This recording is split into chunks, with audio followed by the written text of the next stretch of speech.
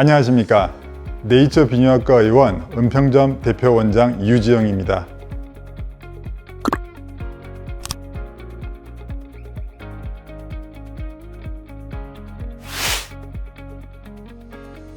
야간요는 수면 중에 소변이 마르워 일어나 한 번 이상 화장실을 가는 것을 말합니다. 물론 65세 이상의 경우에는 한 번까지 보시는 것까지 정상으로 보기도 합니다. 보통 수면 중에는 깨어 있을 때보다 소변이 적게 생성되고 소변의 저장 능력이 훨씬 좋아지기 때문에 정상인의 경우 수면 중에 소변이 마르워 잠을 깨는 경우는 아주 드뭅니다. 하지만 야간요가 있는 경우에는 항이뇨 호르몬 분비가 정상인보다 낮거나 방광 기능 문제 등의 다양한 원인으로 수면 중에 소변이 마려워 한 번 이상 화장실을 가게 됩니다. 야간요는 나이가 들면서 자연스럽게 생기는 현상으로 잘못 인식하는 경우가 많고 치료에 관심도가 떨어지는 경우가 많습니다. 하지만 야간요는 잠에서 깨기 때문에 숙면을 취하기가 어렵고 이는 수면 장애와 수면 부족 현상으로 이어져 환자의 삶의 질에 큰 영향을 미칩니다. 이러한 수면 장애와 수면 부족 현상은 주간 졸음, 피로감, 무기력, 기분 불안정 장애뿐 아니라 졸음 운전 등의 일상생활에 큰 영향을 미칠 수 있기 때문에 반드시 치료가 필요한 질환입니다. 특히 야간요로 인한 수면 장애나 수면 부족은 우울증과 같은 정신질환의 원인이 되기도 하는데 대한배뇨장애학회 조사 결과에 따르면 우울증을 동반한 야간요 환자 비율이 17.8%로 8.1%를 기록한 정상인보다 2배 이상 많은 것으로 나타났습니다. 또한 야간요 환자의 경우 정상인보다 골절 확률이 높습니다. 어두운 밤에 화장실을 가다가 넘어지거나 다치는 경우가 많은데 특히 노년층의 경우에는 낙상 사고가 건강에 심각한 위협을 가하기 때문에 반드시 야간요 치료를 통해 낙상 사고 같은 위험한 사고를 사전에 방지해야 합니다.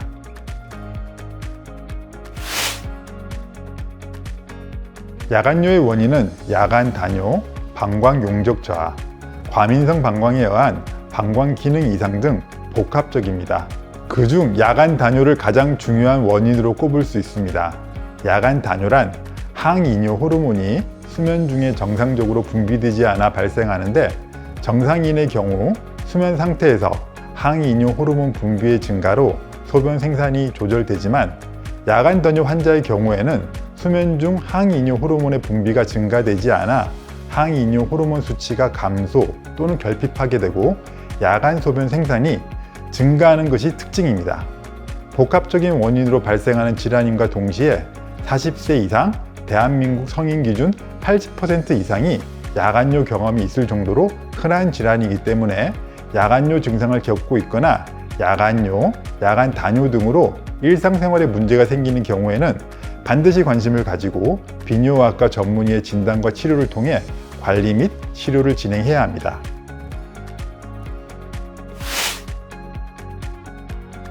환자로부터 병력 청취를 통해 야간요 횟수와 야간요가 일상생활에 미치는 영향을 파악합니다. 또한 수면 습관, 하부 요로 증상, 수변 섭취량, 심장 질환, 약물 사용력, 수술 병력 등을 파악합니다.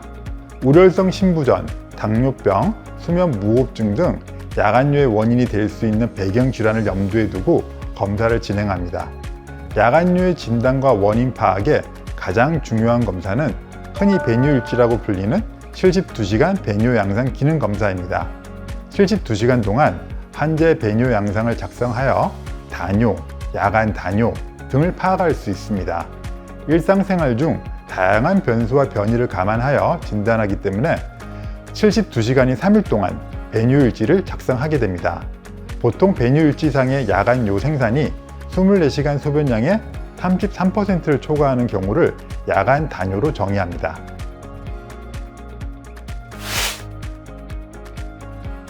야간요는 노인에게 나타나는 배뇨 장애의 흔한 증상으로 데스모프레신 성분의 항이뇨 호르몬제 복용을 통해 야간요 증상을 개선할 수 있습니다. 데스모프레신 성분은 항이뇨 효과를 통해 소변을 농축시키고 소변 보는 시간 간격을 늘려주기 때문에 수면 시간 동안 소변의 생성을 감소시켜줍니다. 데스모프레신 성분의 야뇨증 치료제는 작용 시간이 길고 항이뇨 효과가 강하기 때문에 야간뇨 증상 개선에 탁월한 효과를 보일 뿐 아니라 소아의 1차성 야뇨증에도 널리 쓰이고 있을 만큼 안정성도 확보되어 있기 때문에 비뇨학과 전문의의 정확한 진단과 처방을 통해 안전하게 야간 단뇨 증상을 개선하실 수 있습니다.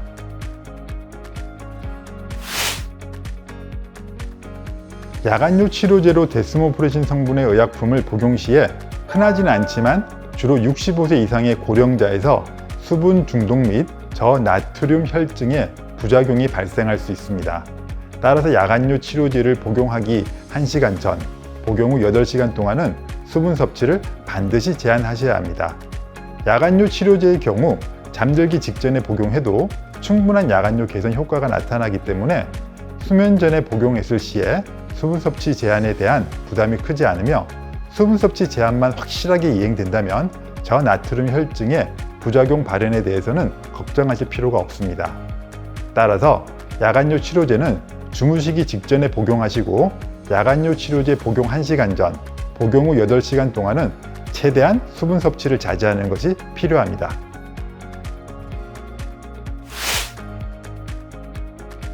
전립선이라는 기관은 남성에게만 있는 일종의 호르몬 기관으로 방광 아래에 위치하며 요도를 감싸고 있습니다.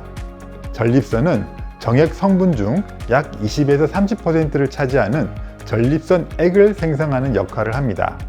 전립선이 만들어낸 전립선액은 정액을 굳지 않게 액화시켜주는 역할과 정자의 운동성을 높여주어 정자의 수태 능력을 도와주는 역할을 하게 됩니다. 출생 후부터 사춘기까지 전립선의 크기는 거의 변화가 없다가 사춘기가 되면서 남성 호르몬의 작용에 의해 전립선은 조금씩 커져서 30세 전후쯤 되면 약 20g 정도의 밤톨 크기가 됩니다. 이후 환자 연령이 증가함에 따라 전립선이 비대해져 전립선을 통과하는 요도가 좁아져 소변 볼 때 여러 불편한 증상들이 나타나게 되는 것을 전립선 비대증이라고 합니다.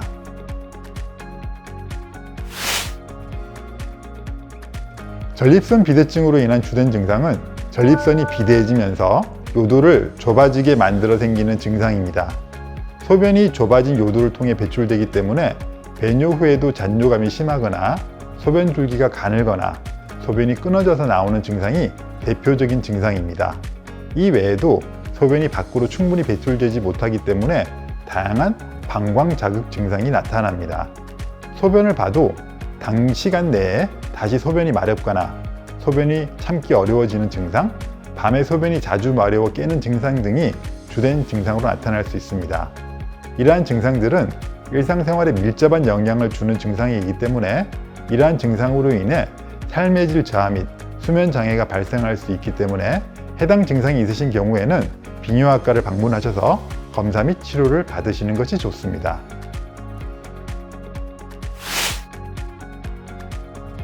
전립선 비대증의 진단은 여러 검사를 통해 이루어집니다.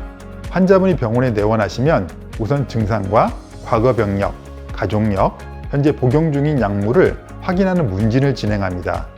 다음 환자가 직접 증상을 체크할 수 있는 설문지 조사 또한 많이 활용하고 있습니다. 전립선 비대증의 대표적인 설문으로는 국제전립선 증상점수표가 있습니다. 국제전립선 증상점수표를 활용하면 진단 시 질환의 중증도를 확인할 수 있고 치료 전후 점수를 비교하여 결과를 객관적으로 평가할 수 있기 때문에 진료 현장에서 유용하게 사용되고 있습니다. 그리고 혈액검사, 소변검사, 요속검사 및 잔뇨검사, 직장수지 검사 등을 진행합니다. 혈액검사로는 신장 기능, 전해질 상태, 혈액 상태 등을 확인하는 검사와 PSA라고 불리는 전립선 특이항원 검사를 시행합니다. 전립선 특이항원 검사를 통하여 전립선 암을 선별하기도 하는 등 아주 중요한 검사입니다. 소변 검사로는 혈뇨, 녹뇨, 세균뇨 등을 확인합니다. 요속 검사란 소변의 속도를 측정하여 소변이 얼마나 세게 잘 나오는지 확인하는 검사입니다. 잔뇨 검사는 배뇨 후 방광에 남아있는 소변의 양을 초음파와 같은 기구를 이용하여 측정합니다. 직장 수지 검사는 항문에 손가락을 직접 넣어 전립선을 직접 만져보는 검사로 전립선의 크기와 질감을 평가할 수 있습니다. 직장 수지 검사는 전립선 비대증 진단에 매우 중요한 검사 중 하나로 꼽히는데 직장 수지 검사를 통해 전립선 비대증뿐 아니라 전립선암, 전립선염 등의 다른 질환을 진단할 수 있기 때문입니다. 전립선 초음파 또한 아주 중요한 검사입니다. 전립선 초음파를 통하여 전립선의 크기 및 전립선의 국소 병변, 전립선 석회와 저음영을 통한 전립선암의 유무 등을 확인할 수 있는 아주 중요한 검사입니다. 이 외에도 방광경 검사, 신장 초음파 검사 등도 환자분의 상태에 따라 추가로 시행하게 됩니다.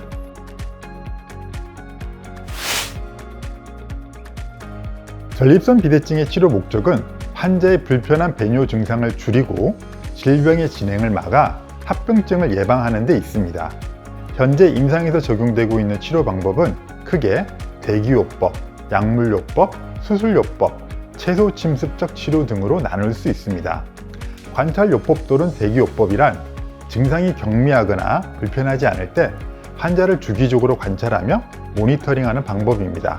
다만 환자에게 취침 전 물 적게 마시기, 술과 카페인 음료 섭취 줄이기, 평소에 규칙적인 배뇨 습관 가지기 등의 적절한 생활 습관 권장과 동반해야 합니다. 약물요법이란 약물을 사용하여 전립선 비대증의 증상을 개선 치료하는 방법입니다. 현재 전립선 비대증에서 가장 많이 사용되고 있는 약물은 알파 차단제와 5알파 환원요소 억제제입니다. 5알파 환원요소 억제제는 남성 호르몬을 억제하여 전립선 크기를 직접적으로 줄이는 약물이며, 알파 차단제는 전립선 요도의 압력과 긴장을 낮추는 약물 기전을 가지고 있습니다. 한 가지 약물의 효과가 불충분하거나 이보다 더 개선된 효과를 보고자 한다면 여러 가지 약물을 병용할 수 있습니다. 일부 발기 개선제도 전립선 비대증 증상에 개선을 가져올 수 있으므로 발기부전과 하부요로 증상으로 동시에 고생하는 경우에는 아주 효과적입니다. 수술요법이란 수술적 치료를 통해 전립선 비대증을 치료하는 방법입니다. 전립선 비대증으로 인해 근만성 요폐, 요로 감염, 혈뇨, 방광결석 등의 합병증을 동반하고 있거나 증상이 심하지만 약물 치료가 효과가 없거나 불가능한 경우에는 수술요법을 고려해 볼 수 있습니다. 수술요법에는 경요도 전립선 절제술, 경요도 전립선 절개술, 개복화 전립선 적출술 등이 있습니다. 최근에는 홀랩이라는 수술을 많이 시행하여 많은 분들이 도움을 받고 있습니다. 채소 침습적 치료 방법도 많이 있습니다.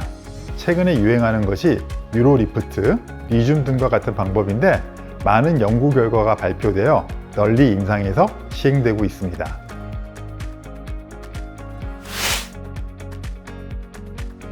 요로라는 것은 소변이 생성되어 내려오는 통로를 말합니다. 이러한 요로에 결석이 생기는 것을 요로결석이라고 합니다. 요로에 결석이 생긴다고 다 증상이 발생하는 것은 아닌데, 이러한 결석이 생기면 보통 요로가 막혀서 측폭통과 혈뇨, 구역, 구토와 같은 증상이 발생하게 됩니다. 어떤 경우에는 아무리 치료해도 호전되지 않는 요로 감염의 원인이 되기도 합니다. 소변 내에는 여러 가지 성분이 포함되어 있는데 특정 성분이 농축되어 작은 결정이 형성되고 이러한 결정이 점점 커지면서 요로 결석으로 발전하게 됩니다. 요로 결석의 원인은 여러 가지로 이야기되고 있는데 가장 대표적인 원인이 탈수입니다. 수분 섭취가 감소되면 특정 성분의 농도가 소변 내에 높아져 결석이 생길 가능성이 커지게 됩니다.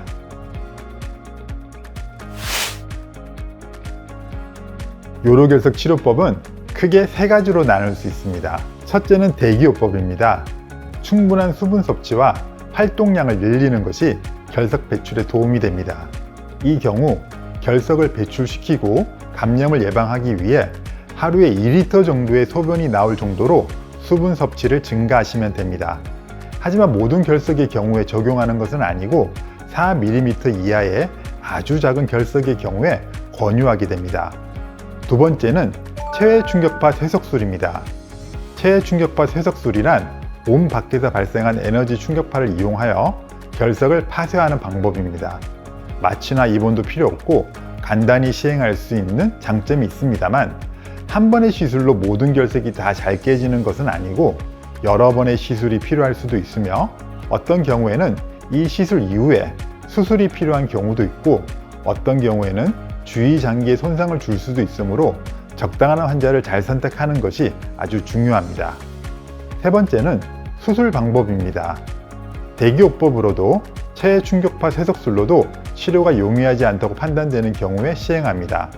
하지만 시술에 마취나 입원이 필요하고 경성이나 연성 내시경이 필요하며 신장 결석이 너무 큰 경우에는 신장에 구멍을 내어 내시경 기술을 할 수도 있고 어떤 경우에는 개복이나 복강경, 로봇 등의 시술이 필요할 수도 있습니다.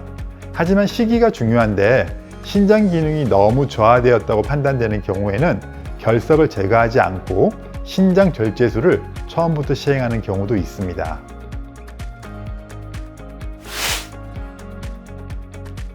요로결석의 재발을 예방하기 위해서는 수분 섭취, 식이요법, 생활 습관의 변화 등이 필요합니다. 수분 섭취는 모든 요로결석 환자에서 가장 먼저 시행하는 방법으로 일반적으로 하루 요량이 2리터 이상 되게 수분을 섭취해야 하며 하루 중 지속적으로 수분을 섭취하여 요량을 늘리는 것이 중요합니다. 섭취하는 수분의 경도나 종류는 중요하지 않으며 하루 배설되는 소변의 총량이 재발의 예방에 가장 중요한 요소입니다. 또한 과도한 수분 손실이 있는 경우 충분한 수분 섭취로 균형을 맞추어야 합니다. 식이요법으로 요로결석 환자에게 권장되는 식생활로는 첫째, 염분의 섭취를 제한하는 것입니다. 염분은 결석 생성 성분인 칼슘의 배설을 촉진하고 결석 억제 물질인 구연산의 배설을 감소시키기 때문에 염분 섭취가 하루 3에서 5g 이상을 초과하지 않도록 해야 합니다. 둘째, 옥살산의 섭취를 제한하는 것입니다. 옥살산의 함량이 높은 음식에는 시금치, 견과류, 대황, 초콜릿, 차 등이 있습니다. 만약 진한 결석의 성분이 옥살산 칼슘석인 경우에는 과량의 비타민C 복용도 피하는 것이 좋습니다. 하지만 적당량의 비타민C 섭취는 문제가 되지 않습니다. 셋째, 동물성 단백질 섭취를 체중 1kg당 하루 1g 이하로 제한하는 것이 좋습니다. 단백질 섭취는 요중 결석 생성 물질인 칼슘, 옥살산, 요산의 배설을 증가시키고 요 폐하를 저하시키고 결석 억제 물질인 구연산의 배출을 감소시켜 결석 형성을 촉진합니다. 넷째, 결석 억제 물질인 구연산을 함유한 음식의 섭취를 늘리는 것이 중요합니다. 주로 신맛이 나는 과일인 포도, 귤, 레몬 같은 과일이 도움이 됩니다. 마지막으로 칼슘 섭취를 제한하지 말 것을 권장합니다. 역설적이게도 칼슘 섭취가 적은 사람에서 오히려 요로결석의 발생률이 높게 나타납니다. 칼슘이 감소되면 뼈에서 오히려 칼슘이 빠져나오게 되고 이는 오히려 결석의 발생을 촉진할 수 있습니다. 골다공증으로 칼슘을 계속 드신다면 계속 드시는 것이 오히려 결석 예방에 좋습니다. 비만한 경우에도 결석이 잘 생깁니다. 따라서 비만한 환자는 식이요법이나 충분한 신체 활동을 통해 체중을 감량하는 것이 요로결석의 재발 예방에 도움이 됩니다. 하지만 가장 중요한 것은 결석이 한번 생겼다면 정기적인 검사를 통해 요로결석의 상태를 확인하는 것이 제일 중요합니다.